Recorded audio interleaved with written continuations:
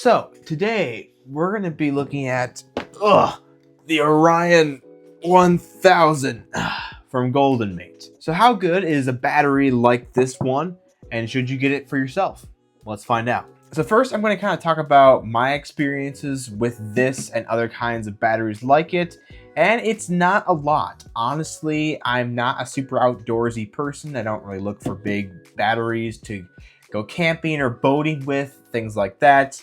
I'm also definitely not a channel that's dedicated on reviewing batteries. I'm still continuing to branch out though into other technology. I'm always interested in cool tech that could potentially solve an actual problem that people have. And even if it's not something that I personally will take big advantage of, I know there's people out there that definitely will, and it's still exciting for me to learn about those pieces of technology and expand the kind of content on this channel. So just a quick disclaimer, this was sent to me, so I did not pay for this with my own money, but they are not telling me what to say. In fact, they told me I need to give an honest review. That is what I'm doing, but there is obviously some bias there because I didn't have to go out and buy this product, but everything you're hearing is my honest experiences and opinions. So what have I actually been using this for in these last couple weeks, and how have I found it useful or not useful? And the big thing I took it with me on is I actually did go to a camp for about a week, and I wasn't exactly sure what this camp facility would all have, if it was gonna have lots of power or if I was gonna have to bring a lot of my own.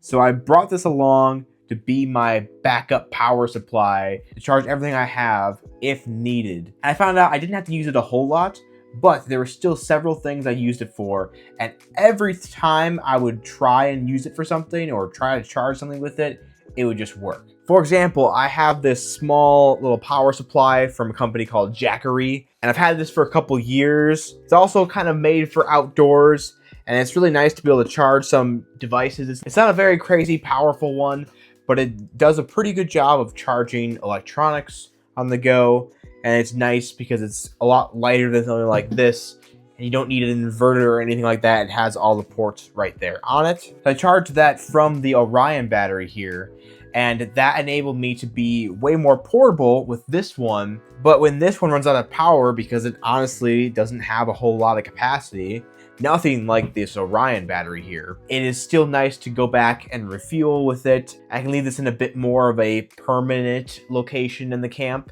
a more central location or something like that, and then have this a lot more portable and take it around with me. And that was a cool system to have. I also brought this like portable burner stovetop, just a singular one, and was curious if I could power that while at the camping site.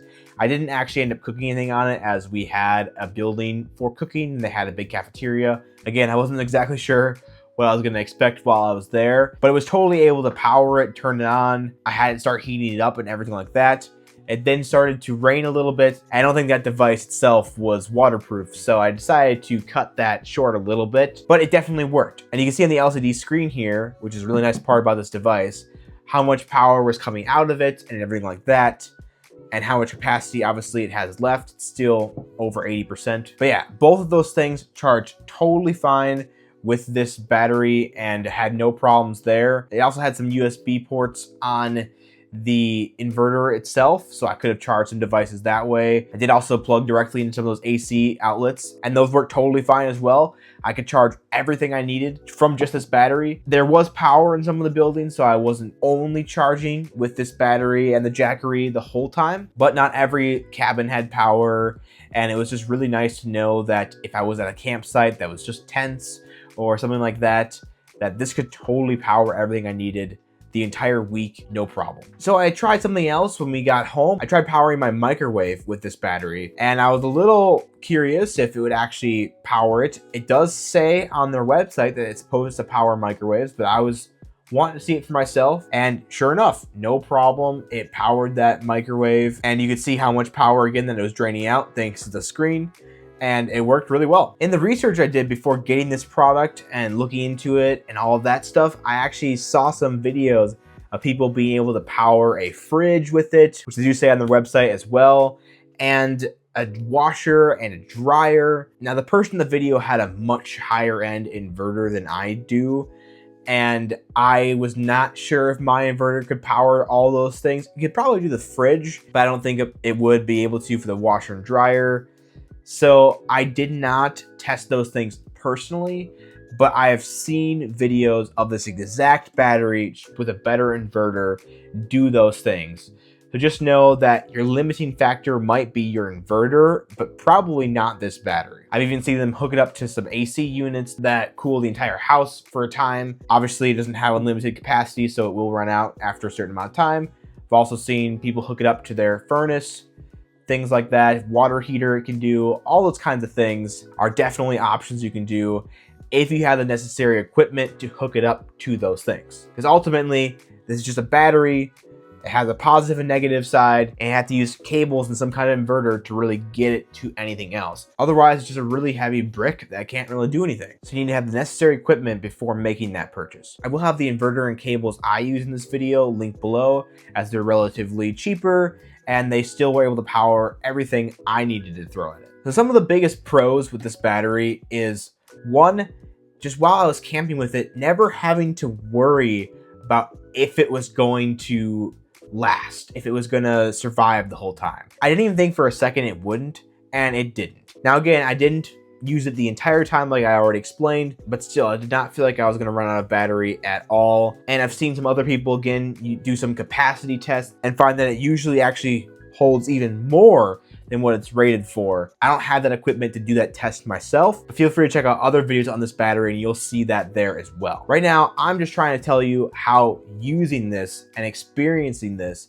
has actually been for me. And having this screen telling you the capacity left in the battery and how much charge is coming in or out of it is really, really nice. I would not want a battery without a screen like this, especially if you aren't sure if you charged it one night or something like that. Imagine coming back to it, trying to take it on a boat and it's dead and you didn't even know it. Well, with this one, if you're curious how much capacity it has left, all you do is tap the screen and boom, there's the number right there.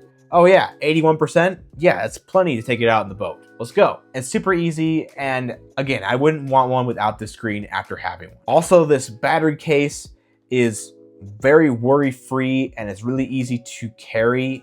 I mean, it's still heavy, but I would rather have this kind of a battery with this weight than pretty much like any car battery or anything like that. Honestly, those feel way heavier to me. I think it's mostly because of the terrible handles that almost all of them have, where this has two nice sturdy plastic handles right here, and this distributes the weight a lot better than other batteries I've carried. And another benefit of this awesome build and design is it's actually IP64 waterproof and dustproof. So again, taking this on a boat or something like that, or outside and camping, or even while it's raining, this battery is going to be just fine.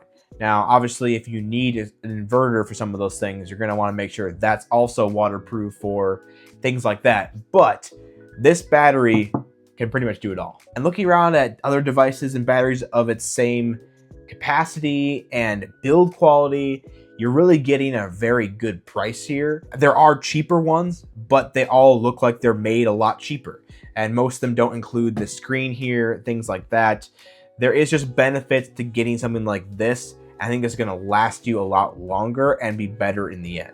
Also, just to mention really quick, the top of the battery has these two communication ports. It has really good protection over overheating, overcharging, things like that. It can charge while it's super cold out, all those kind of things that are just really nice to have with a battery like this. Basically, it's just super reliable and dependable. Even the kind of lithium batteries they use in this are supposed to last longer and have better cycle counts, all that kind of stuff. So this is really the battery to have if you want dependability. There's really been very, very few cons to this battery if you're looking for a battery like this. But for someone like me who doesn't have much experience with a battery like this, there are some things I don't like about using it, but it's not really a knock on the device itself. For example, it's kind of heavy to lug around, but again, it's actually relatively light compared to its capacity and some of its other competitors. So it's not really a con, but for me, it's just somewhat awkward and I'm just not used to that. I also kind of wish I didn't have to have an inverter to use this. I would have loved if the same company made this exactly how it is, but also had some built-in AC port or something like that on there. That'd be really cool. but I'm sure it would cost a lot more and probably take up some of the capacity space. I get why they did what they did, but me personally, I've always been a bit more of a fan of these power banks that just have ports built into them.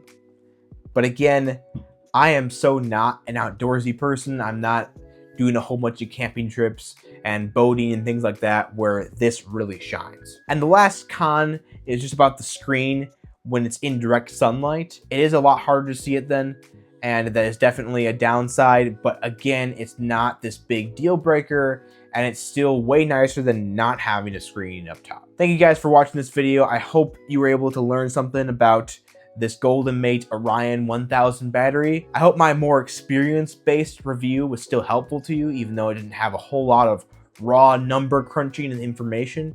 Again, I know there's videos like that on this device out there, so if you want that, definitely look for it. But I still hope you learned something from this channel. That's always the goal. Right now, I'm trying to get to 5,000 subscribers before the end of the summer, so if you could subscribe and share this video, comment below, like it, all of that would be really helpful to help this channel continue to grow. And let me know if you want to see more content like this video on the channel, just these cool gadgets I find, or even more specifically about batteries, anything like that. Definitely let me know. I want to make videos that you guys actually want to watch, not just completely random things, but actually cool tech products that I think could appeal to a lot of different people. And as always, have a great rest of your day.